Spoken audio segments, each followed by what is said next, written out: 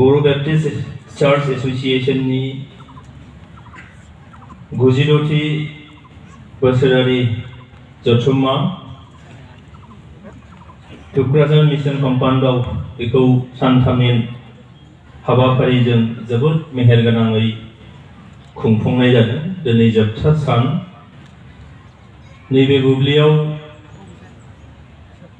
सोरजिगिरि आफा इसोरनि खाथियाव आङो गोरबो गोसोनि खुलुमनाय हरगोन। आंनि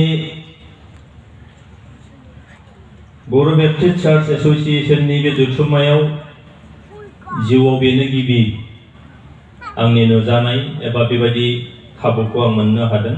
जोबोद गोजोननाय मोनदों जे दिनै थांनाय सानथाम नाङै जे स्पिरिचुवेल माखासे बाथ्रा जोंनि बर' फिसाफोरा खोनासंनो मोनदों आरो सोलोंनो हादों।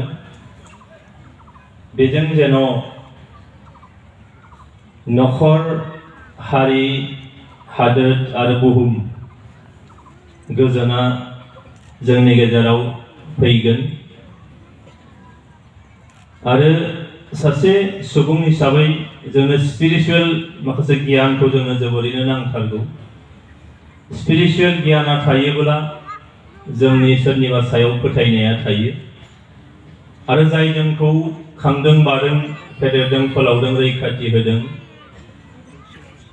बिथांखौ जेब्ला जोङो फोथायगोन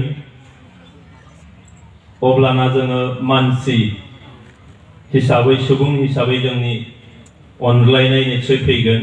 मानोना साफ्रोमबो सुबुंखौनो बै बिथाङानो सोरजिदों जेला बिथांनि जों फिसा हिसाबै जों गासैबो गावनि नखरनि असे बादि, बिदा फंबायनि सोमोन्दो बादि जों जायो। आङो साबायखर जासिदों जे जेरैहाय जोंनि बर' बेप्टिस्ट चार्च एसोसिएशननि दैदेनगिरि बिथांमोनखौ नांजाफानाय दिनैनि बेयाव नुजाफैनानै गासैबो आलासि बिथांमोनखौ जे फैबाय थानाय माखासे समाव जोंनि बयनिबो गोसो गोरबोआव गोजोननाय होथों। नखरा जेन' सुखु गोजोन जाथों, नखरा जेन' दावगालांनो हाथों फारफ्रोम बिथिंनिफ्राय। बे बिथिंखौनो आं आसा खालामदों। बोरजों निश्चय सारस्रिगोन। जोङो जेरै फोथायनाय लाखियो इसोरनि सायाव, इसोरा अनसुला, इसोरा बयखौबो निमाहा होयो, इसोरा बयजोंबो खाथियाव थाफायो, बयखौबो अनो आरो इसोरा बयखौबो निश्चय लामा दिन्थियो। थांनाय बे सानथाम नाङै फालिनायाव निश्चय जोंनि गावनिनो सोलोंसा, गावनिनो सिबियारि बिथांमोननि हांख्रायनायाव बिथाङा निश्चय जोंखौ अनालासिनो थानो हाया, अनबोदों, अनलांबाय थागोन। दा बेयाव टपिक नोंथांमोनहा लादोंमोन जे फेमिलि रेस्ट'रेशन, स्पिरिचुवेल रेस्ट'रेशननि खोथा। निश्चय बेनि गेजेरजों बुहुमनां मोनसे गोजोन खौसेथि फैगोन। मुलुगाव सोरजिनाय बा सोलिनाय गेना गोरोन्थि, मुलुगाव सोलिनाय जोंनि गेजेराव मुगैलायनाय, बे गासैखौबो गैया खालामनानै जोंनि बयखौबो अननाय नोजोरजों,